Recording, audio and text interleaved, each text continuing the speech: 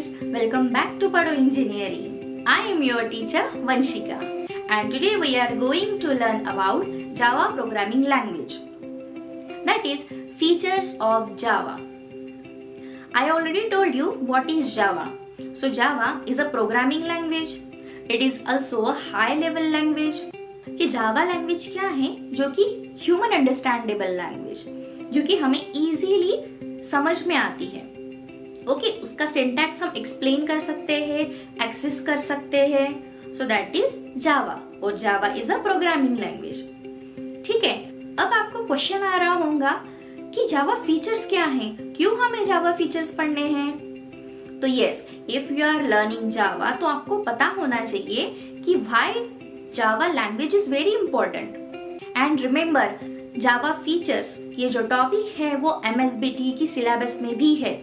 अगर MSBTE diploma के students ये वीडियो देख रहे हैं तो ये उनके लिए बहुत यूजफुल होने वाला है, क्योंकि एक्सप्लेन द फीचर्स ऑफ जावा ये क्वेश्चन हमेशा रिपीटेडली आता ही है. अगर क्वेश्चंस आपको MCQs पैटर्न में आते हैं तो फीचर्स में ऑल द फीचर्स, जो भी फीचर्स है जावा के, उसमें क्वेश्चन हमेशा ही पूछे जाते हैं. So let's start with Java features. यहाँ पे आप देख सकते हैं multiple features of Java. So one by one हम स्टार्ट करते हैं. First is simple. So what is simple? Java is a simple programming language in terms of coding. It is easy for the programmer to learn and use. For the programmer who knows C, learning Java is easy. जिसे C programming language as well as C++ programming language भी आती है, उसके लिए तो जावा कुछ भी नहीं है. यानी जावा का अगर प्री नॉलेज है आपको तो जावा आप इजीली सीख सकते हो. कुछ कंसेप्ट C और C++ के जावा में रिमूव किए गए हैं because of simplicity. Okay, for example pointers, pre processor header files, go to, operator overloading, multiple inheritance. So Java is a simple language है ना, और कोड करने के लिए भी आसान लैंग्वेज है. Next feature is object oriented. हमें ऑलरेडी पता है कि object is nothing but a entity. कोई भी वस्तु हो या थिंग हो उसे हम ऑब्जेक्ट कहेंगे. For example a rubber, a man, a table, a circle. So these are all the objects. Okay, now class. So class is nothing but a collection of objects. जब हम जावा का कोड लिखते हैं तो वो कोड है वो क्लास में लिखना पड़ता है. Means we have to write the whole code in a class. So first we have to declare a class, then write a body, and we have to create the object of that class. समझ में आ रहा है? So हर एक class का हमें object create करना होता है और हर क्लास में एक मेन फंक्शन हम डिफाइन करते हैं. ओके, वो मेन फंक्शन क्या करता है वो हम आगे देखेंगे. ठीक है, सिर्फ अभी इतना समझ लीजिए कि object and class are the main features of Java. Okay, now next is compiled and interpreted.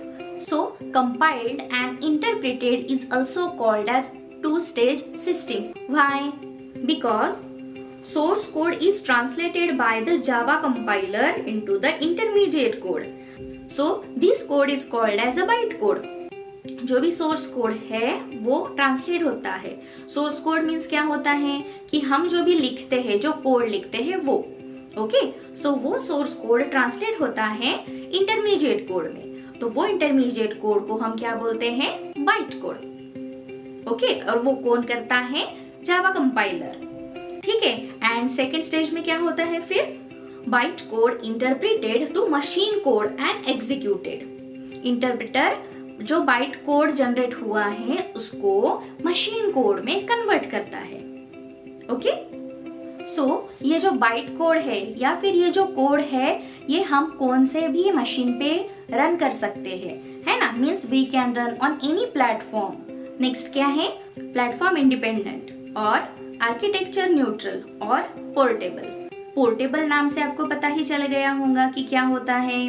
Portable means the code can be run on any platform. कोई भी प्लेटफॉर्म, कोई भी ऑपरेटिंग सिस्टम पे रन हो सकता है। Okay, now next is robust. It utilises strong memory management, कि memory management के लिए ये यूजफुल होता है। ओके, अगर प्रोग्रामर ने कोई मिस्टेक की है व्हाइल राइटिंग अ प्रोग्राम, सो क्या होता है, सो जावा वो जो मिस्टेक्स है वो अर्ली स्टेजेस में फाइंड आउट कर लेता है। जो भी मेमोरी रिक्वायर्ड होती है फॉर द फ्यूचर यूज वो फ्री हो जाती है। So that is robust. Next is secure. So security is the main aspects of every language, है ना। सिक्योरिटी होना ही चाहिए। So security is the important concern for the language. हर चीज के लिए सिक्योरिटी इंपॉर्टेंट होती है। वैसे ही जावा सिस्टम और द जावा लैंग्वेज भी मोर सिक्योर है। जो भी मॉडल्स बनाते हैं, जो भी प्रोजेक्ट्स बनाते हैं, उसका अगर डेटाबेस के साथ लिंकेज हो तो जावा ये मोर सिक्योर कहलाता है। इसीलिए security is the important feature of Java. Next is distributed. Distributed means no client, no server.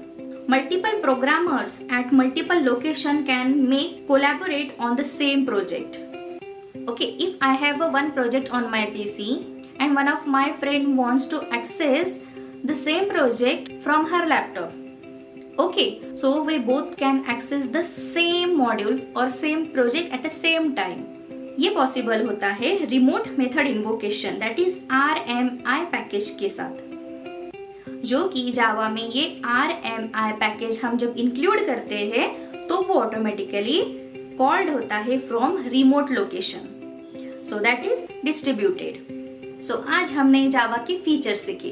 अब आपको पता चल गया होगा कि why Java is very important, है ना। तो नेक्स्ट लेक्चर में मिलते हैं। तब तक आपको अगर वीडियो अच्छी लगी है तो सब्सक्राइब कीजिए, शेयर कीजिए और लाइक कीजिए, और कमेंट में बताइए क्या आपको फीचर समझ में आए। तो मिलते हैं नेक्स्ट क्लास में। Take care, bye bye, happy learning.